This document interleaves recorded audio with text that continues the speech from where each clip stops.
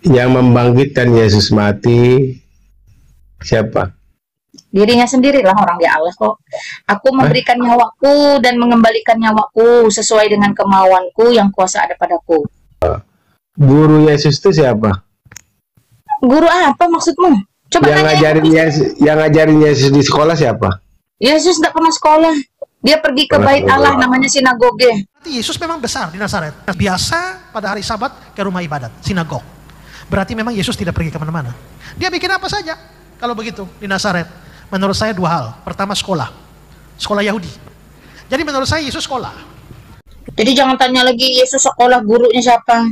Tanya lagi wali kelasnya siapa, ibu kantinnya siapa.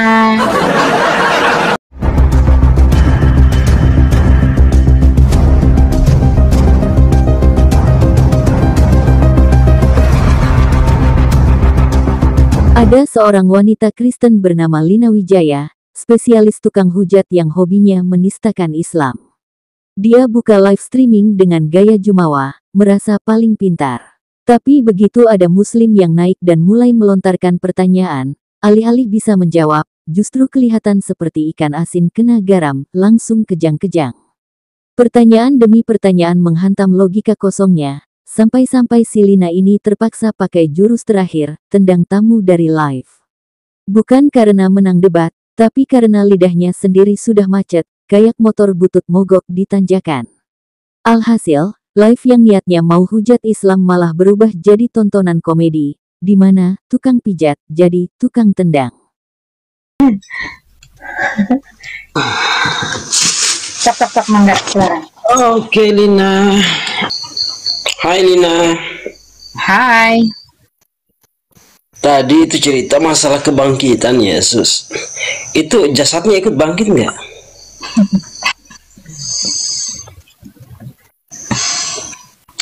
Dia bangkit dengan tubuh-tubuhnya.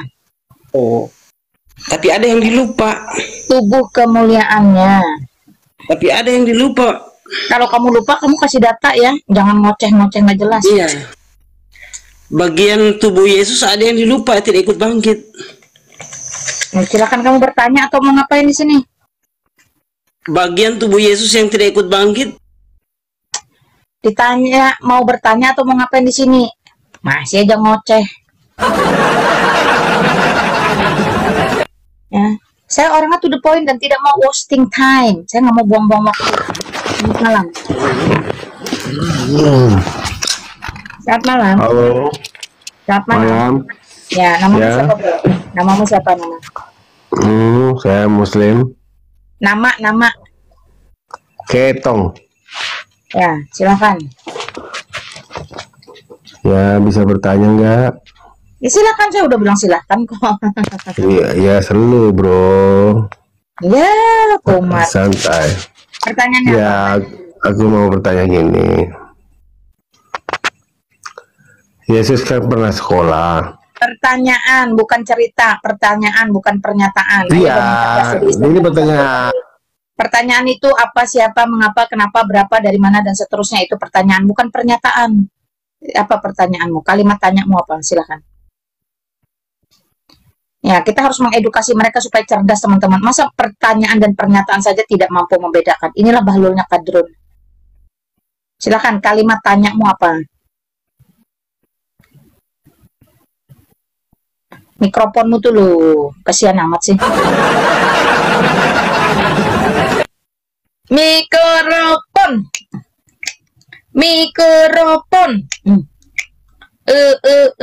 Udah nggak pakai baju, otak nggak dibawa. Mikrofon. Mikrofon masih juga dungu. Lina Wijaya, wanita Kristen tukang hujat yang merasa dirinya paling cerdas, ternyata punya satu trik andalan di live streaming, mute lawan bicaranya.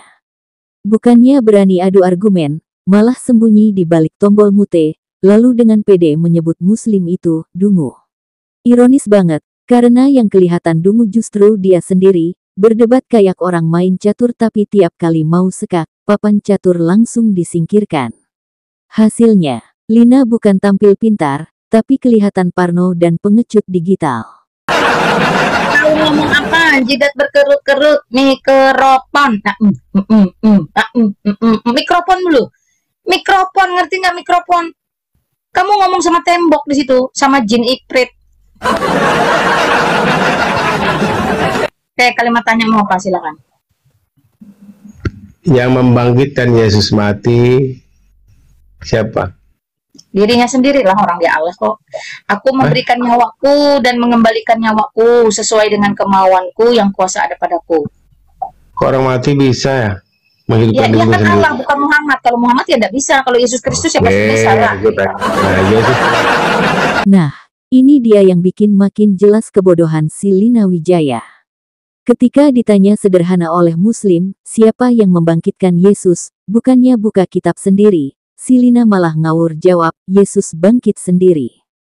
Padahal jelas banget di Bible sendiri tertulis kalau Yesus dibangkitkan oleh Allah, bukan bangkit sendiri. Coba tengok ayat ini. Kisah Para Rasul 2 nomor 32. Yesus inilah yang dibangkitkan Allah, dan tentang hal itu kami semua adalah saksi. Jadi, kalau Yesus saja dibangkitkan oleh Allah, jelaslah Yesus itu bukan Allah.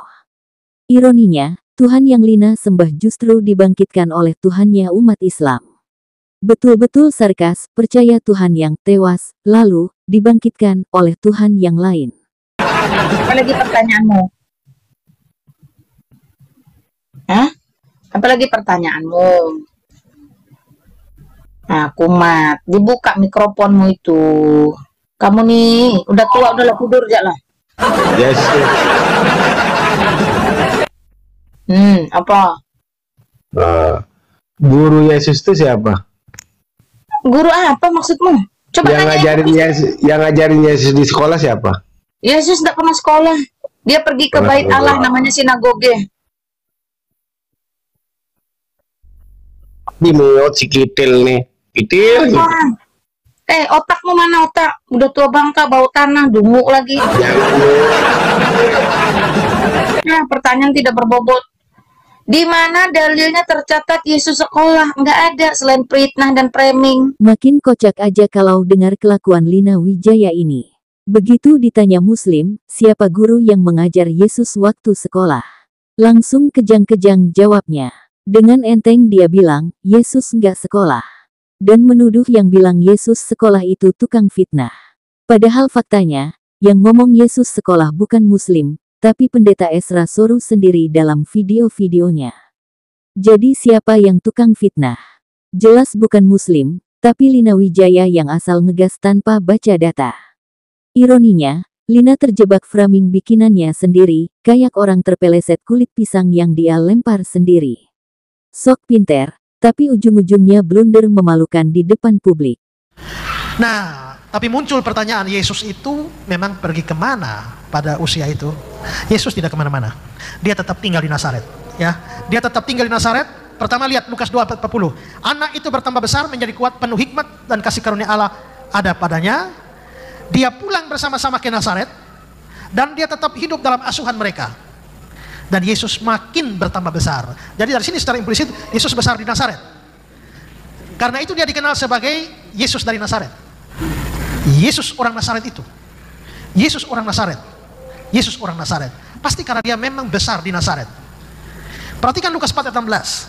Dia datang ke Nazaret tempat ia dibesarkan. Dan menurut kebiasaannya pada hari Sabat masuk rumah ibadah. Berarti Yesus memang besar di Nazaret. Biasa pada hari Sabat ke rumah ibadat, sinagog. Berarti memang Yesus tidak pergi kemana-mana. Dia bikin apa saja kalau begitu di Nazaret. Menurut saya dua hal. Pertama sekolah. Sekolah Yahudi. SD, SMP, SMA. Dia bersekolah. Pertama, dia sekolah mikra namanya. Umur 5-10 tahun. Itu belajar Taurat. Di tempat namanya Bet Haseper, rumah buku. Ini semacam SD. Habis itu masuk Misna. Itu umur 10-12. Habis itu masuk Talmud di usia 12-19. Ini semacam SMA. Habis itu untuk melanjutkan sekolah teologi, mereka masuk yang namanya Midras. Dari Midras ini muncul madrasah. Jadi menurut saya Yesus sekolah. Oke ya. Jadi jangan tanya lagi Yesus sekolah gurunya siapa. Gak ada lagi nggak? Ngamuk aja bisa. Cepat. Masih ada kayak mau naik nah. Ya, jadi kalau nanya itu dipikir.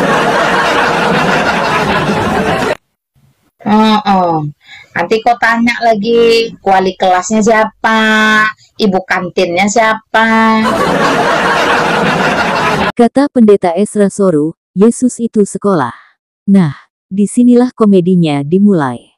1. Tuhan sekolah. Lah, siapa gurunya? Masa Tuhan duduk manis diceramahi manusia? 2. Kalau ada guru, otomatis ada kepala sekolah. Jadi, siapa yang lebih tinggi dari Tuhan? Kepala sekolahnya. 3. Tuhan pegang rapot. Nilainya A semua atau ada merah? Jangan-jangan Tuhan juga pernah remedial. 4. Tuhan belajar matematika. Wah, jangan-jangan sebelum sekolah Tuhan masih bingung 1 plus 1 sama dengan berapa? 5. Kalau ada teman sekelas Tuhan, siapa yang paling pinter? Mereka panggil Yesus Tuhan atau Bro. 6. Kalau Yesus telat masuk, apa gurunya ngomel? Bayangin guru bilang, Tuhan, besok jangan telat lagi ya. 7. Kalau ada ulangan, Tuhan pernah nyontek. Atau malah Tuhan yang dituduh nyontek. 8. Kalau Yesus lulus, berarti ada ijazah Tuhan. Lah, siapa yang tanda tanganin ijazah itu? Kepala sekolahnya lebih kuasa dari Tuhan dong. 9. Kalau Yesus sekolah, berarti dia nambah ilmu sedikit demi sedikit.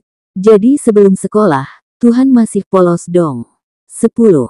Yang paling lucu, kalau Yesus sekolah, siapa wali kelasnya? Masa Tuhan pakai wali kelas buat ngatur disiplin?